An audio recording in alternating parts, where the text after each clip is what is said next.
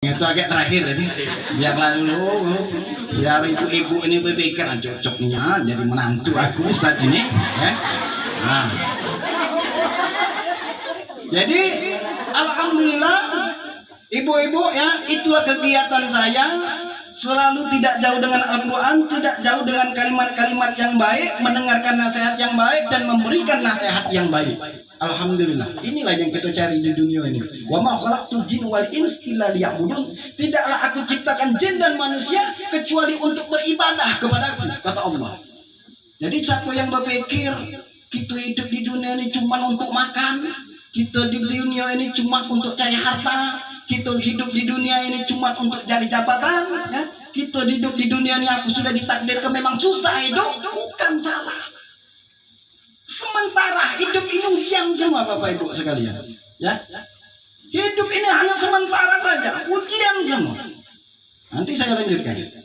Balik lagi ke tadi, saya cerita perkenalan seperti ini, ceritakan saya sudah haji, kemudian saya kuliah di luar negeri, mengajar, menjadi dosen, kemudian membina majelis taklim. Bukan sombong Bapak Ibu, ya. Biar Bapak Ibu itu percaya kalau aku ustadznya. Aja bapak-bapak ada percaya apa saya boleh lewat dari mana ustadznya? Itulah ustadznya ketemu yang lewat dari anak kecil ustadz itu. Ayo, nggak percaya ini tadi dengar kok ngomongan gitu. Cerita kerja ini bukan main ustadz itu ustadznya dari kecil tadi didik agama, ya. Udah di luar negeri. Alhamdulillah dapat haji itu gratis Bapak Ibu. Ya, kalau mengandalkan orang tua saya sopir, saya balik pulang tangga buntung ini lah. Balik tangga buntung, lah, mungkin ada yang tahu. Kalau ada tetangga di sini, udah tangga berarti ketahuan status gitu. Ya. Saya pulang di tangga buntung itu. Wong tua aku dulu sopir truk, sekarang ini sudah jadi sopir kandus. Nah, ya, sini tahu kan. Kalau nak ngandal ke orang tua, tak mungkin aku bisa kuliah di luar negeri. Kalau nak ngandal ke orang tua, tak mungkin aku haji. Ngapa? Kalau seandainya orang tua aku mampu, pasti orang tua aku duluan haji.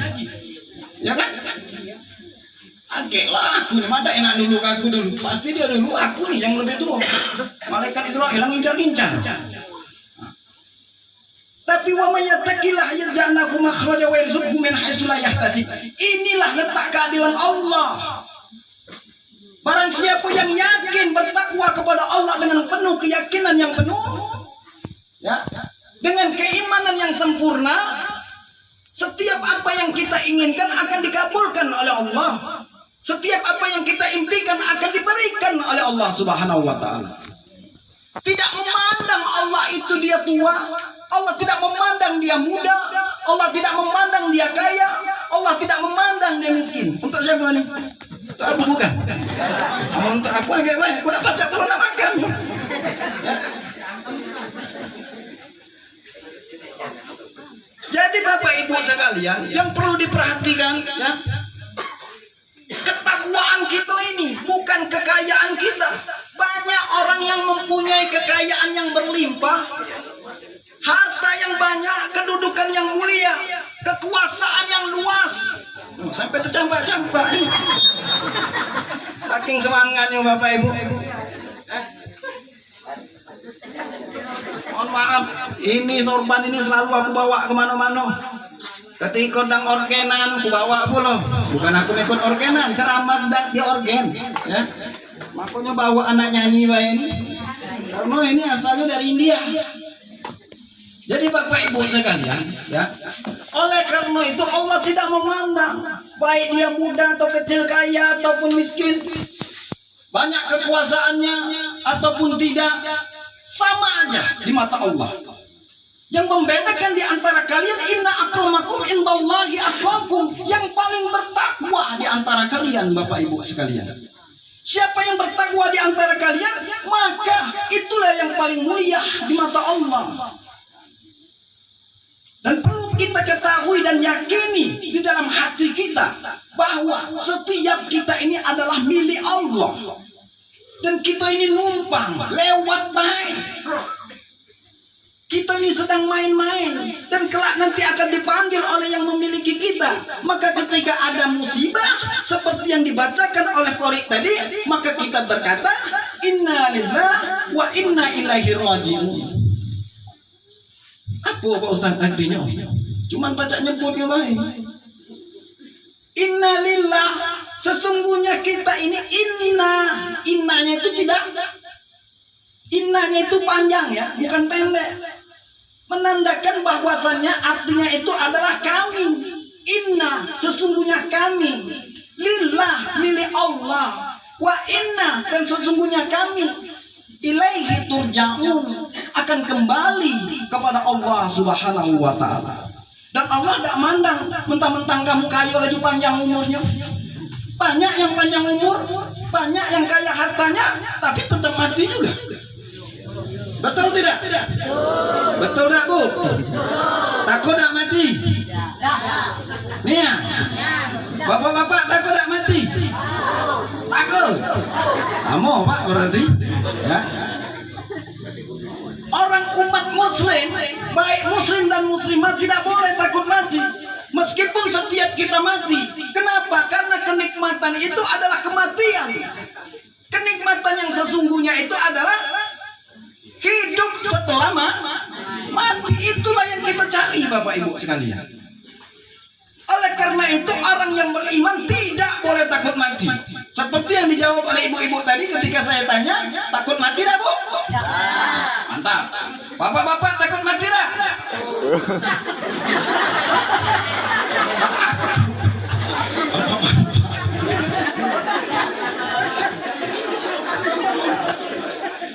Jadi bapak-bapak, kita tidak boleh takut mati. Ibu-ibu tidak boleh takut mati, bapak-bapak tidak boleh takut mati. Pak Ustaz takut tidak? Aku tidak takut mati. Cuman kalau baca bapak duluan baru aku. Karena mana aku duluan saya pun nak ceramah aja nih.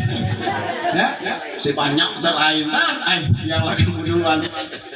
Artinya bapak ibu sekalian, ya. Iza jaa ajalukum la yastakhiruna sa'a wa la yastaqdimun. Apabila datang ajal kita, menjemput kita, maka tidak pandang bulu, baik dia bayi, baik dia adalah orang tua, baik dia masih sedang bujang, baik sudah nikah ataupun belum nikah, maka semuanya pasti akan mati. Tak bisa kita tunda-tunda dulu. Malaikat Israel datang agak malaikat, ya, aku masih nak panjang umurnya. Sogok dengan duit 100.000. Selesai. Ya sudah kata malaikat, tunda kau 1 hari lagi. Emak kalau itu bagi yang banyak duitnya maka panjang umur pasti.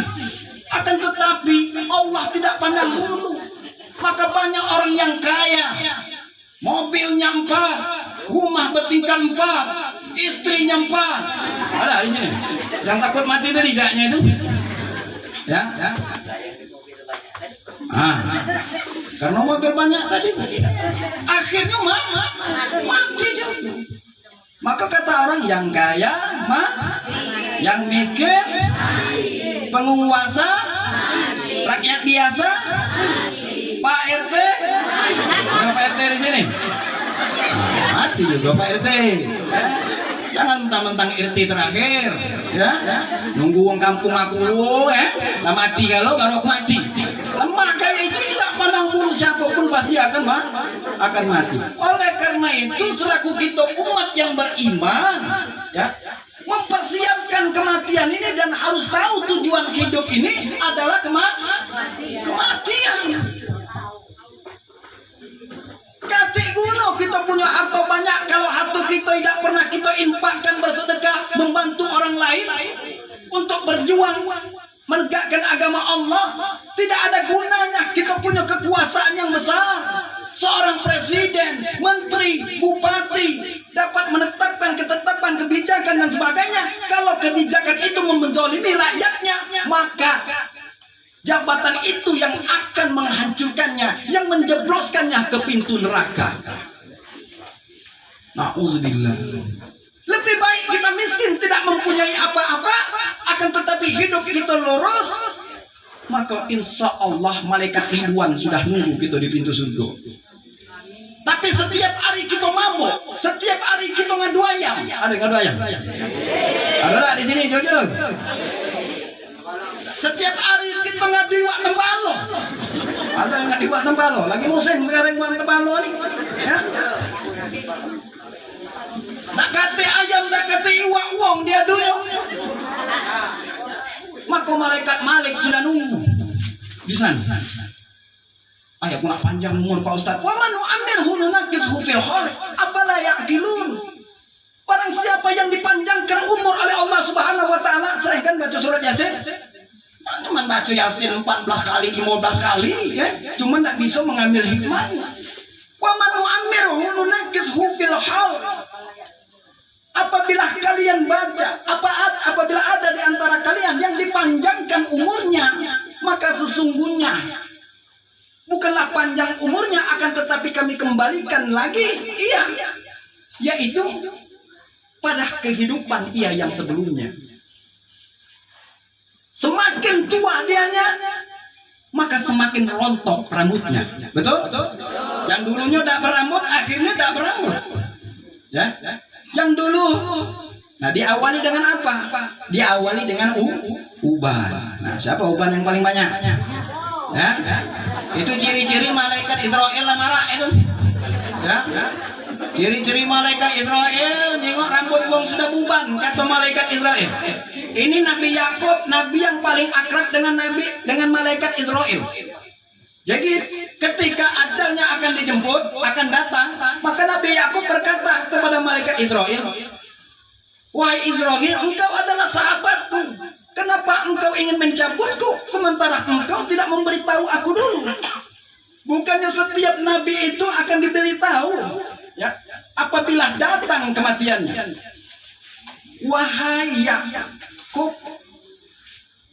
Wahai Yakub, sesungguhnya Allah Subhanahu wa taala telah memberitahumu dengan apa? Mana? Itu rambutmu sudah memutih. Yang dulu engkau berjalan hebat, kuat dan kokoh, sekarang jalanmu, ya, tidak dapat berjalan sekuat itu lagi dan kembali seperti anak-anak lagi. Semakin tua, Bu, ya. Semakin tua lagi. Semakin tua lagi. Salon lagi tak sanggup, ya. Sampai dia tua akhirnya terkaparnya, tidak bisa ngapo-ngapo lagi. Bapak Ibu sekalian, ini artinya hidup itu hanyalah sementara, sebagaimana yang disampaikan oleh Abu Hurairah, bahwasannya Rasulullah bersabda, sesungguhnya umur umatku itu tidak lebih daripada 60 tahun. Adapun umurnya yang lebih daripada umur 63 tahun, yaitu 70 tahun, 80 tahun, sedikit di antara umatku. Berarti kita nih, kalau umat Rasulullah, jangan-jangan kita nih yang termasuk yang di bawah 63 tahun. Ada di sini umur 50 tahun. Banyak. Berarti tinggal 13 tahun lagi kalau mengikuti umur Nabi Muhammad. Ada umur yang 60 tahun.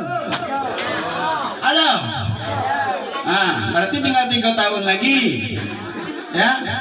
Ada yang umurnya sudah 62 tahun 11 bulan. Hah? Ada juga? Ada, Pak. Berarti Pak tinggal sebulan lagi kalau mengikuti umur Nabi Muhammad. Pesan aku banyak-banyak makan lemak, Pak. Ya. Banyak-banyak makan lemak, dosa pantang-pantangan lagi, lanjak-lanjak lah. Ya. Kalau kita mengikuti umur Nabi Muhammad, berarti sebentar lagi umur kita nih, Bapak. Ketika kita memasuki umur 50 tahun, sudah mulai lumpuh gitu. Yang tadinya tidak bergigi, kita lahir, kemudian bergigi, kuat gigi kita, lalu kita kembali lagi kepada yang tua, lalu lepas lagi gigi kita, kembali kepada asalnya, yaitu tidak bergigi lagi. Ada yang tidak bergigi? Nah, berarti dekat lagi nih. Ya, yang tidak bergigi sama lah ya Bapak Ibu sekalian, ya. Nah, oleh karena itu rajin-rajin sikat gigi, ya, dia panjang umurnya tuh. Oleh karena itu Bapak Ibu sekalian, yang perlu kita persiapkan ini adalah ketakwaan. Wa tazawwadu fa inna khairaz zadi taqwa. Sebaik-baik bekal kita menghadap Allah Subhanahu wa taala adalah ketakwaan. Apa itu makna takwa? Menjalankan perintah Allah dan meninggalkan larangan Allah Subhanahu wa Ta'ala. Perlu ibu ketahui ya, anak-anak ini surganya itu ada di bawah telapak kaki. Jangan durhaka terhadap wong tua. Jago baik-baik wong tua kita bagi wong tua yang masih hidup, Bapak Ibu sekalian. Bagi seorang anak yang patuh taat kepada orang tuanya, berbakti kepada orang tuanya, sampai ajal menyemput orang tuanya, maka Allah lapangkan, cukupkan rezeki baginya. Dan surga telah menantinya, kata Rasulullah SAW. Al-jannatu tahta aqdamal ummahat. Surga itu terletak di bawah telapak kaki ibu. Siapa yang lumpuh sama orang tuanya, durhaka sama orang tuanya, kurang ajar sama orang tuanya, maka kelak anaknya pun akan kurang ajar kepadanya. Percaya tak? Paling semangat ibu-ibu. Ya. Oleh karena itu bagi orang tuanya yang masih hidup, emaknya masih hidup, maka bapak ibu sekalian masih punya kesempatan untuk meraih surga itu. Kata gunung bapak ibu sekalian berangkat haji 43 kali. 43 kali maksudnya ya, bukan 43 kali. 43 kali berangkat haji. Puasa Ramadan penuh lebih ya, malah bukan 30 hari lagi, 60 hari. Saking semangatnya. Di siang hari puasa Senin Kamis, di malamnya sholat tahajud, akan tetapi durhaka dengan orang tuanya, maka tak ada gunanya Bapak Ibu sekalian. Oleh karena itu kita perlu berbakti kepada orang tua kita. 9 bulan 10 hari kita berada di dalam kandungannya, dikosok-kosok sama dia, dikasih makan, dijaga makanannya, muntah ya, muntah kering. Wah. Tahu muntah kering? Kalau muntah basah keluar lega. Ini muntah kering, muntah wah, tapi tidak kata yang keluar. Sakitnya minta ampun, betul tak Bu? Aku cuma tahu cerita wae. Aku tidak pernah ambil soal. Jadi ini aku sambil kesal tadi kan. Itu sakitnya. 9 bulan 10 hari dibawanya makan, dibawanya kemana-mana, dijaganya hati-hati jangan sampai anaknya ini gugur, jangan sampai terjadi apa-apa dengan anaknya, dikosoknya, disayang-sayang sama dia. Nak makan dibawa makan, nak mising dibawa mising, betul Bu? Pernah ada ibu-ibu ketika nak mising dilepas dulu perutnya ini? Ayo lepas dulu nak mising dulu, kesal aku perut ini. Ya? Coba bayangkan kalau seandainya perut kita ini diletakkan pohon, ya, bukan pohon, buah pohon kelapa, ya, buah, ya, kelapa, letakkan di perut kita, diikat, mau makan dibawa makan, mau mesing dibawa mesing, mau sholat dibawa sholat, ya, nak tidur terlentang, ya, terkurap dak baca, nak ditelentang ke, nak dimereng ke, belok kiri, tidak nyenyak tidur. Itu kelapa baru Bapak Ibu sekalian, baru 1 hari, ini 9 bulan 10 hari. Ketika lahir, ya Allah ya Tuhan, sayang, ya, disayang-sayang perutnya ini. Benar tak Bu disayang-sayang? Ada ibu-ibu ketika sedang hamil besar, saking kesel sama perut ini, ya, diambilnya cambuk, tepak-tepaknya, jadi keselnya anak perut ini, ya, ada tak? Oh, ada perlu diruqyah yang kayak itu. Stres namanya ibu itu, ya. Tapi dia disayang-sayang. Ketika lahir bersimbah darah menekan nyawa adanya. Banyak di antara ibu-ibu yang mati sakit ketika melahirkan anaknya. Ketika disuruh pilih, kata dokter ibu mau hidup atau anaknya yang hidup, dia lebih memilih anakku yang hidup, biarkanlah aku mati. Kalau ada suaminya, lemah cepat-cepat, ya, biarlah istri saya yang hidup, anakku biarlah mati, ngaku, pasang muat lagi. Tapi karena terlambat suaminya ini tadi, maka seorang ibu lebih memilih anaknya hidup dan biarkan dia mati dalam keadaan sakit yang seperti ini, Bapak Ibu sekalian. Nah, oleh karena itu kita sebagai anak tidak boleh durhaka sama orang tua.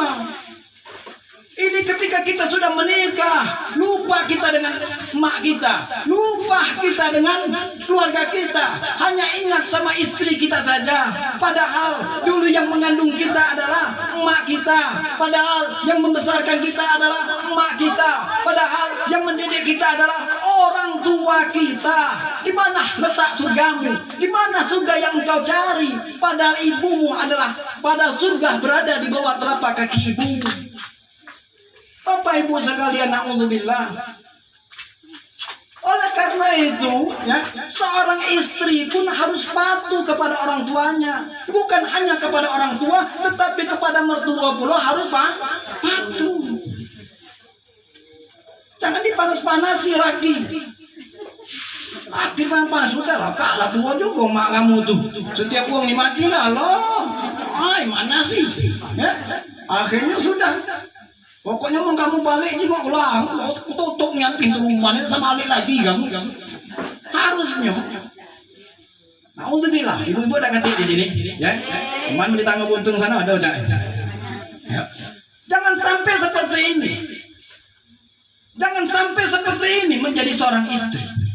Apabila kalian menjadi anak yang patuh, anak yang soleh, maka surga akan diberikan kepada kalian. Perintahkan kepada suami, wahai suamiku, ibumu sedang sakit, bapakmu sedang sakit, maka jenguklah ia, maka rawatlah ia. Biarkanlah di sini, biar aku yang menjaga anak-anak, biar aku yang menjaga harta di sini. Itu cara, ya, itu ciri-ciri istri solehah. Dijamin masuk surga istri yang jaim. Ingat dulu ketika kita masih kecil, ketika kita menangis-nangis, ketika kita terjerit-jerit, ketika kita di celana, siapa yang ceboin? Mak kita. Ketika kita lahir, keluar, ya. Apa ketemu mak gitu? Ih, anakku, nya harum nian. Padahal kate yang harum. Usuh kalau ada yang harum. Tidak kate, usuh kalau Bapak Ibu sekalian. Nah, oleh karena itu, ya, ini orang tua saking sayangnya dia kepada anaknya. Ketika dia sudah tua, merengek-rengek dia, nangis dia. Apa yang kita lakukan? Mak gitu, mak kayu mak makan nama. Dah galak. Kata mak gitu, gigi dah umpong semua, ya.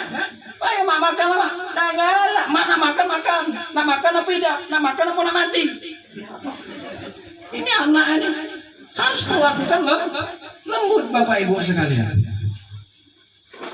Perlakukan lembut orang tua kita, kasih dia, suapi dia makan.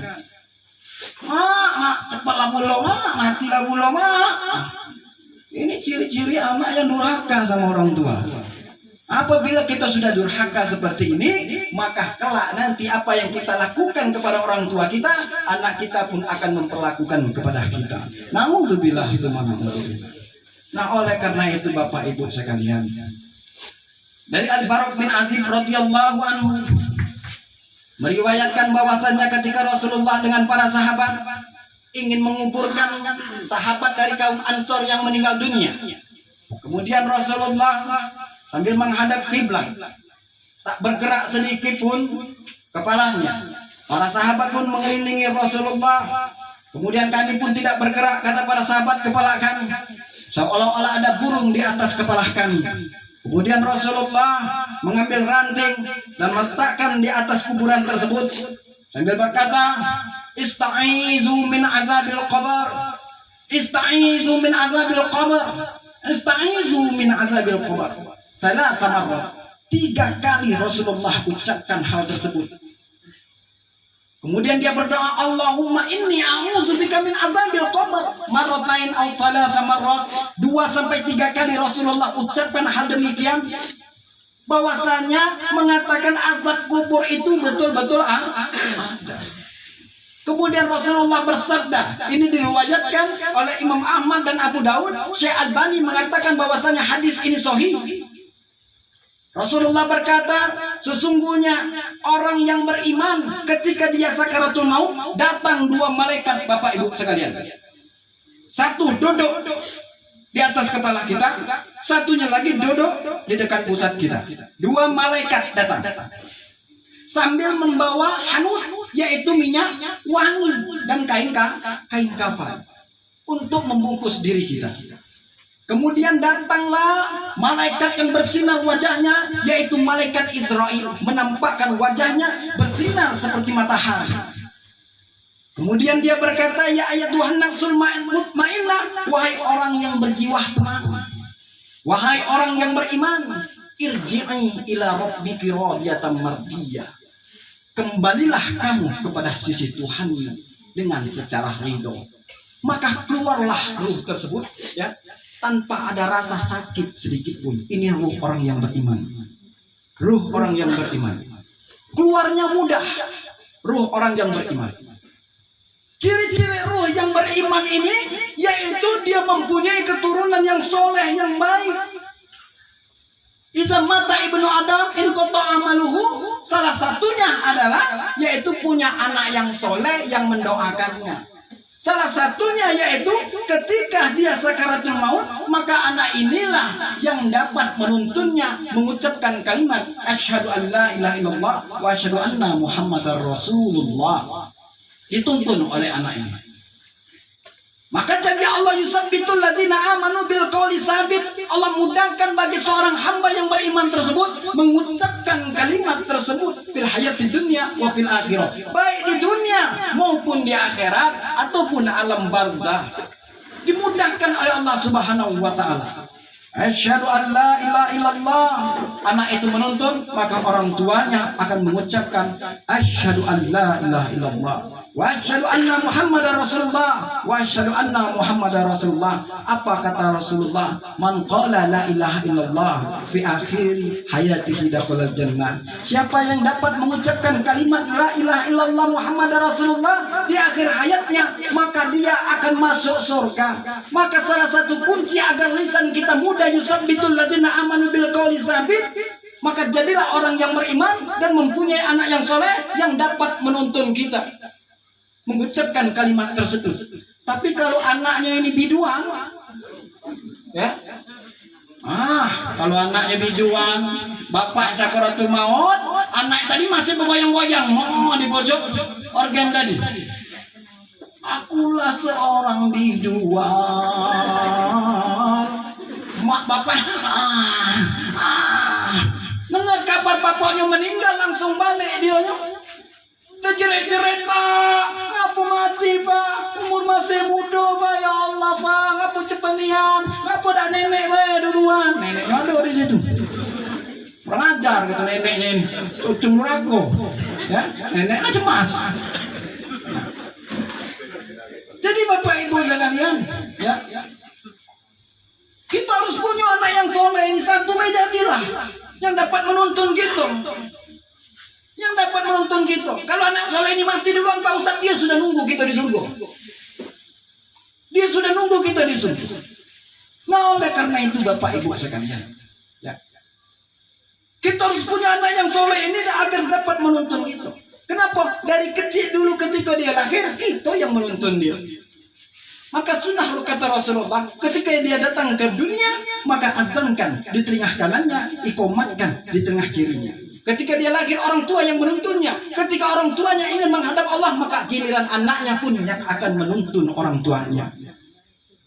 Asyhadu an la ilaha illallah wa asyhadu anna muhammadar rasulullah. Maka lisan kita mudah, janji Allah asyhadu an la ilaha illallah wa asyhadu anna muhammadar rasulullah. Maka Allah tampakkan surga bagi kita. Allah tampakkan nikmat bagi kita. Allah luaskan alam kubur kita. Allah berikan kenikmatan yang begitu banyak. Belum masuk surga ini, baru DP-nya baik. Allah luaskan alam kubur kita. Masya Allah. Tapi bagi anak yang durhaka, anak yang tidak punya iman, anak yang kusut, yang kata aku tadi ini, ketika umum tuanya sakaratul maut, maka yang nontonnya orang lain. Bapaknya ini sedikit pula amalannya sewaktu dia hidup di dunia ini. Yang kata aku tadi, ngadu ayam, ngadu wak tempalong, ngadu uang, kalau dia adu tadi. Kopi tadi ini main, segala permainan, berjudi lah juga loh. Kapan azan Allahu Akbar, Allahu Akbar, ngincar mana baladi mau biar mati ini, ya. Asyhadu an la ilaha illallah, cepat mati balik limo. Tak tahu dia duluan mati. Ya.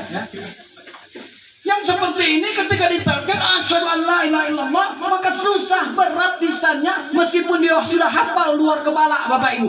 Percuma kita hafal kalimat tersebut, akan tetapi kalau iman kita dah kate, amal perbuatan kita buruk, maka ketika kita menghadap Allah Subhanahu wa taala, Allah beratkan lisan kita mengucapkan kalimat tersebut kecuali kalimat asbih. Tahu kalimat asbih? Asyhadu an la ilaha illallah. Asyhadu an la ilaha illallah. Asyhadu an la ilaha illallah. Jawab oleh malaikat Israel. Nah, joker merah musuh gue. Langsung masuk neraka jahanam yang ditanya-tanya lagi Bapak Ibu.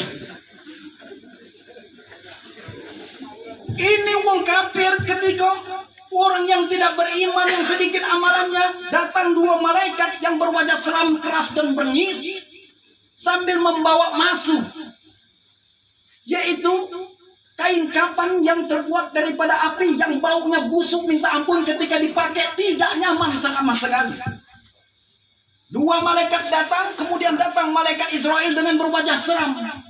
Wahai jiwa yang buruk, kata malaikat Israel, keluarlah. Maka ketakutan kita melik ke sini, nengok ke sana, lari-lari roh kita ke sekujur tubuh kita ini. Maka dicabut oleh malaikat Israel langsung sekuat tenaganya, bagaikan apa? Abang bibir ya, yang kena wall basah, ditarik, seperti itu. Maka banyak yang mati terjelit seperti itu. Ini mati dalam keadaan su'ul khatimah. Oleh karena itu kita diperintahkan oleh Rasulullah untuk banyak berdoa. Allahumma inna nas'aluka salamatan fid din. Ya Allah, selamatkanlah aku ya Allah dalam menjalankan agama ini ya Allah. Wa afiatan fil jasad, dan sehatkanlah tubuhku ini agar aku dapat beribadah dengan sempurna. Wa ziyadatan fil ilmi, dan tambahkan ilmuku, wawasanku, agamaku ya Allah. Wa barakatan fi rezeki, dan berkahilah rezekiku ini agar kita tidak mendapatkan rezeki yang haram. Wa rahmatan, apa selanjutnya? Lupa kan loh? Bukan aku yang lupa. Wa taubatan qoblal maut, dan taubat sebelum mati. Wa rahmatan indal maut, dan rahmat ketika mati. Wa maghfiratan ba'dal maut, dan ampunan setelah kematian. Allahumma hawwin alaina fi sakaratil maut, ya Allah mudahkanlah aku dalam menjalankan sakaratul maut. Wan najata minan nar, dan jauhkanlah aku daripada siksa ya Allah yang sangat menyakitkan. Wal afwah indal hisab, dan ketika dihisab nanti ampunkanlah aku ya Allah. Oleh karena itu perbanyak zikir. Afdal zikri fa'lam annahu la ilaha illallah. Sebaik-baik zikir, seabdal-abdal zikir adalah kalimat la ilaha illallah Muhammadar Rasulullah.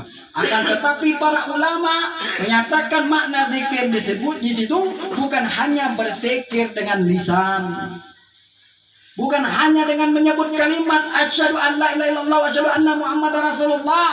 Akan tetapi zikir di situ zikir bilisan, mengucapkan kalimat la ilaha illallah Muhammadar Rasulullah, membaca ayat Al-Quran, sholat itu termasuk zikir bilisan.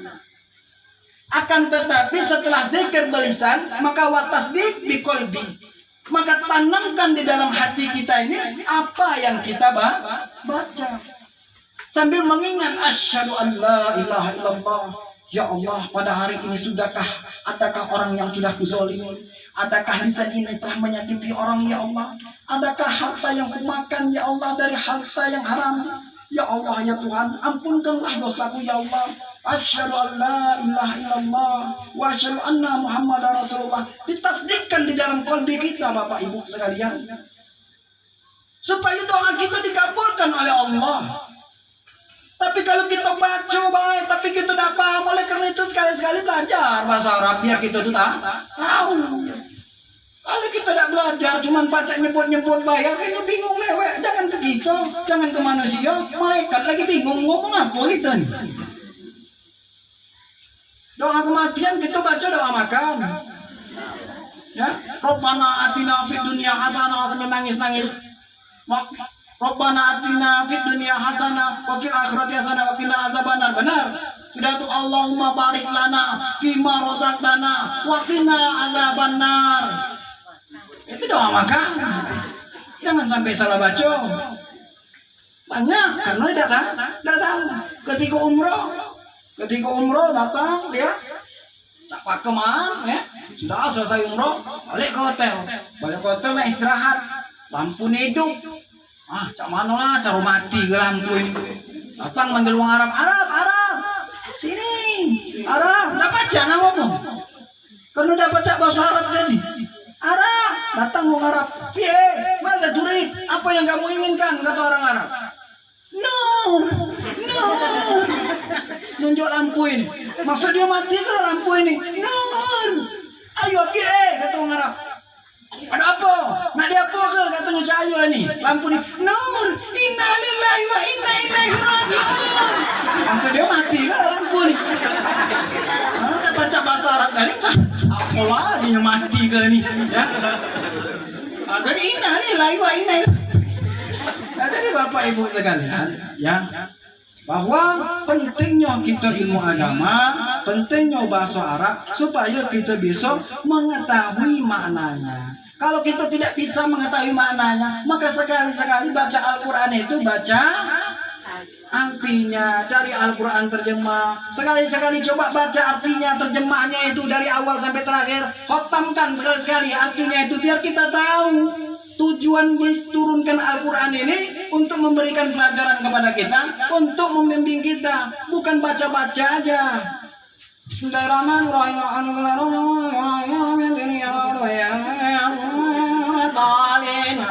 Allahu Akbar. Ngebut sholat ini, ya. 1560 km per jam. Lebih ngebut daripada Valentino Rossi.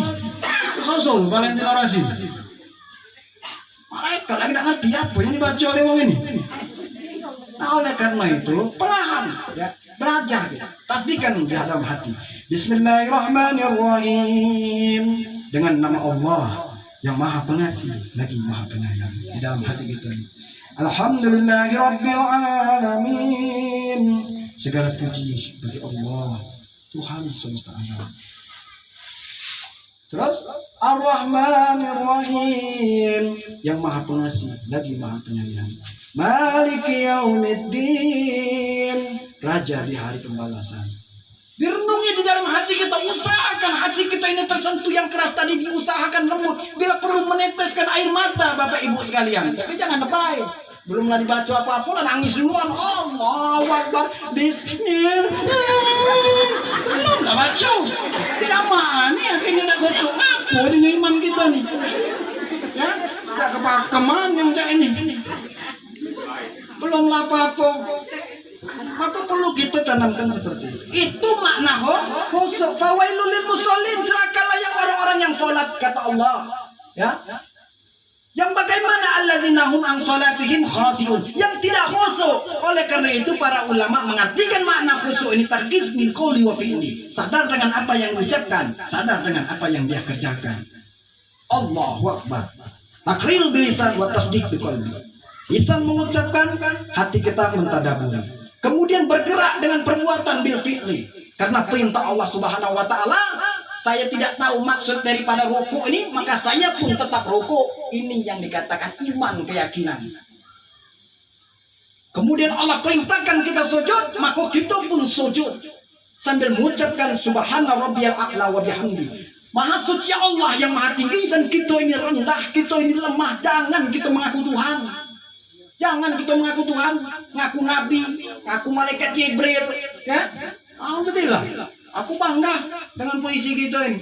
Ya, kemarin baru nangkap uang-uang yang ngaku Nabi kemarin, masuk penjara 2 tahun. Di Jawa situ, ya, ngaku malaikat Jibril, ya, masuk penjara juga dia 3 tahun. Itu hebatnya puisi kita.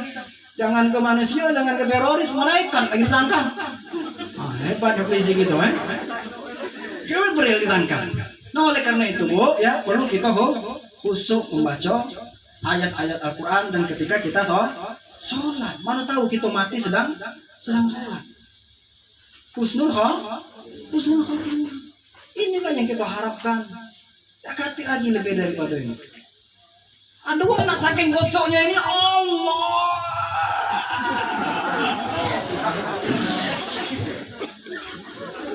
Tak sadar lagi bang, ya kebakaran tak tahu lagi, ya.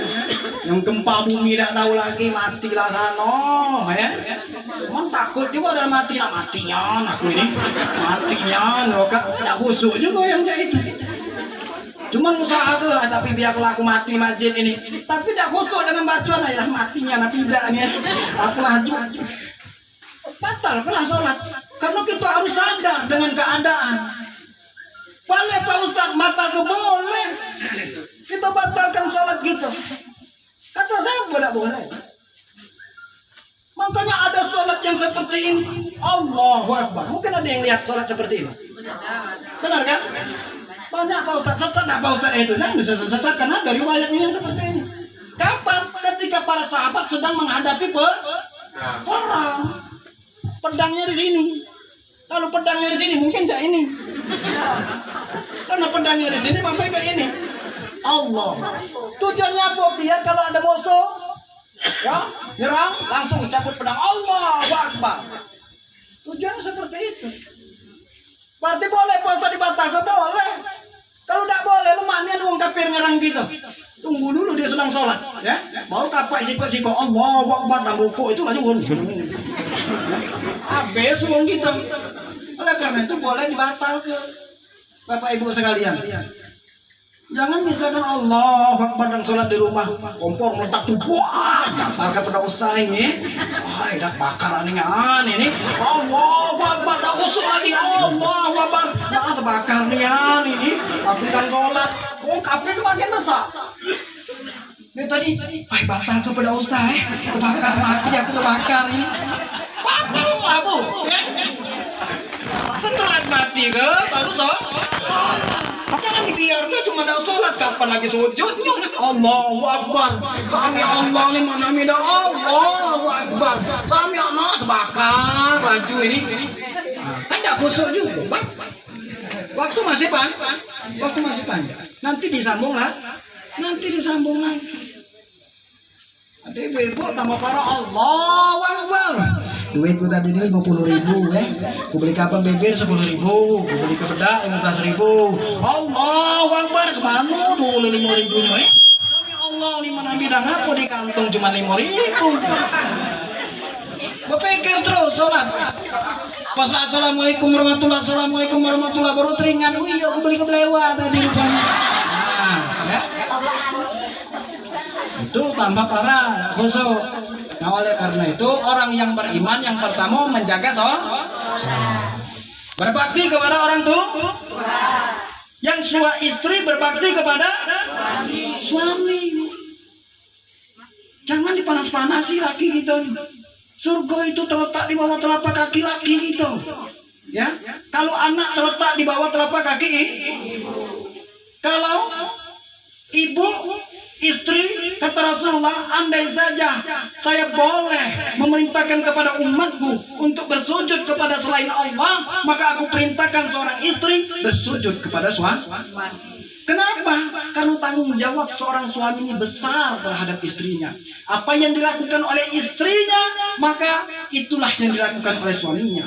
Apabila istrinya berdosa, maka suami pun ikut menanggungnya. Apabila istrinya beramal, maka suaminya tidak mendapatkan apa-apa. Bayangkan, berdosa kita istri, suami yang nanggungnya. Beramal seorang istri, maka suami tidak mendapatkan apa-apa. Banyak. Ya, kalau disebutkan kewajiban seorang suami ini terhadap istri, ada berapa Pak Ustaz? Ada 15 kewajiban. Aku tidak tahu Pak Ustaz, tidak pernah belajar. Wajar. Ada 15. Itu kalau istrinya siko. Nah. Ya, kalau istrinya 2 kali kedua. Nah, kalau istrinya 3 Pak Ustaz kali ketiga. Kalau istrinya 4 kali, enggak berarti 60 berarti. Ya, kewajibannya. Nah, Oleh karena itu Bapak Ibu sekalian ya, jangan ada seradas bini 2, bini 3, bini 4. Ada kewajiban kita itu ya kepada istri. Dan istri pun tidak boleh kurang ajar kepada suami.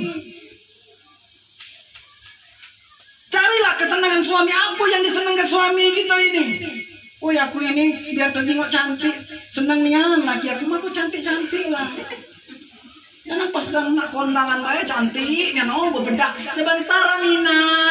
Tu bebedak lu. Sejam lewat abang bebe dulu. Ya. Cantik minta ampun, kapan keluar dari rumah tadi cak bidadari. Pakai sebakat kalau Oh. Cak wanita soleha macam cak bidadari. Tapi giliran balik ke rumah, ngusut minta ampun. Suami 3 hari tidak pernah balik, kapan balik nyingok bininya tadi mandi belum, pakai sewet bang, bulu kelek panjang, keriting belum, keringetan belum. Wow, alhamdulillah. Kapan tanya kak lah balik kak, mana duit kak? Duit dulu, untuk saling nih tangan suami cium. Ibu-ibu ini ciri istri wanita soleha. Kakak sudah siap ke banget di kamar mandi. Kalau kakak nak mandi silakan anduk digoda di sana sama sabun, mandilah dulu kak. Ya, seperti itu. Jangan jual duit, ambil. Bersyukur, alhamdulillah, maka Allah tambah rezekimu. Bersyukur, alhamdulillah. Kalau kesel Pak Ustadz banyak tuh banyak panas. Ya. Jadi Bapak Ibu sekalian mudah sekali, ya. Ngapa suami kita ketika nyingok biduan tadi nih, ya, kejelit matanya. Nyingok body baenol, ya, pakai celana pendek, pakai baju pendek, pusatnya kejingoan, keleknya, apa menjoget tadi upo dengan bini tadi, wah, ya. Ngapa Pak Ustadz pajak tahun yang ciri-ciri biduan saya itu, ya sering temu, setiap hari Minggu. Tiap kali datang ketemu sama biduan, tiap kali datang ketemu dengan biduan. Dari bujang Pak Bu, aku nih ketemu sama biduan terus. Untung deh jodoh aku bukan biduan. Ya, aku lah pikir salah waktu itu. Doa ya Allah temukanlah ya Allah aku ini ya Allah dengan calon istri ya Allah siapa lah. Tidak pernah ketemu. Sebab ngaku dari bujang dulu, aku dari balik tahun 2012 Bapak ya. Ceramah terus.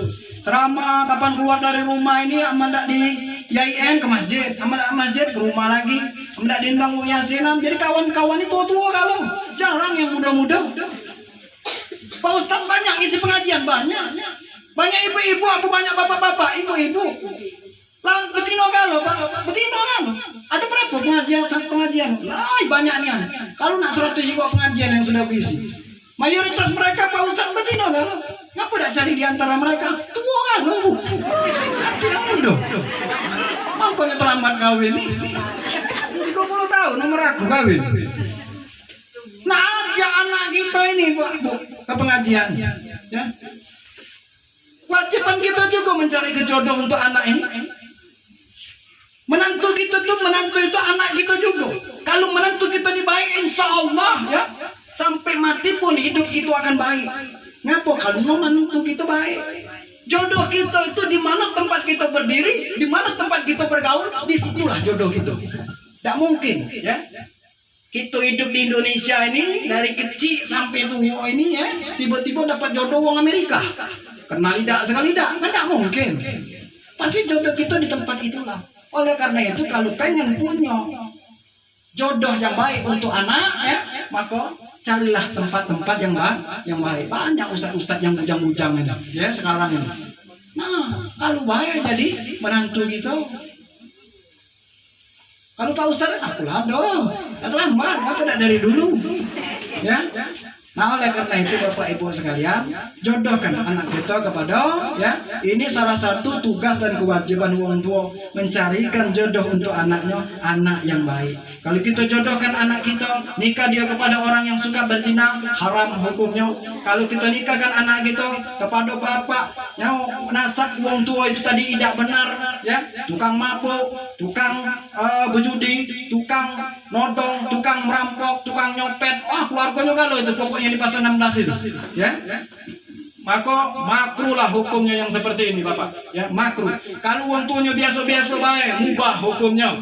Kalau wong tuanya tadi ini rajin ke masjid, taat beragama, sunnah hukumnya. Lebih-lebih dia kalau anak kiai. Cak siapa Pak Ustaz? Cak aku nih lah kira-kira. Ya.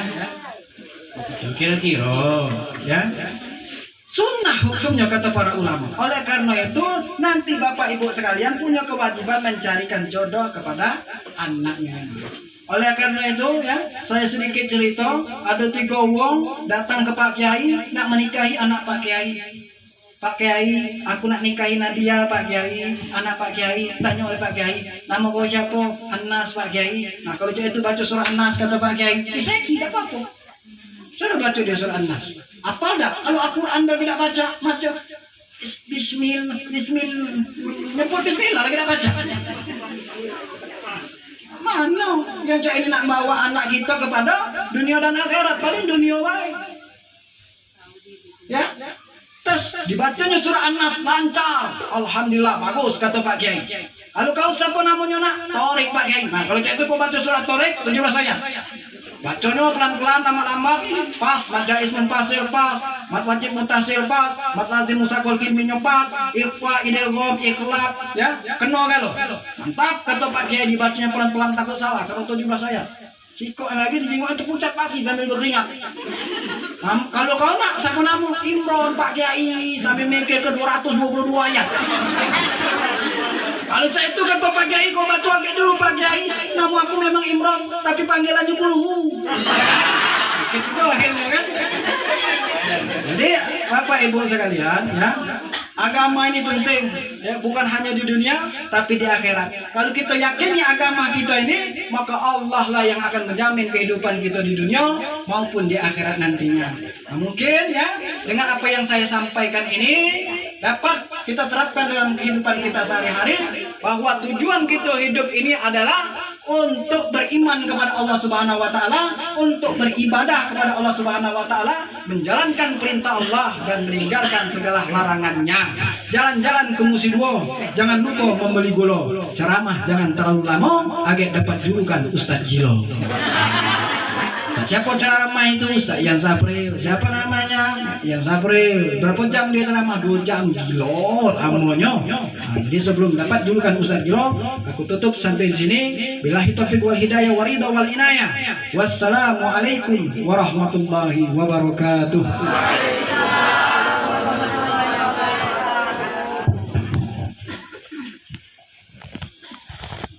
Yang mujib bahasa ilmu wala hawla wala quwwata illa billah.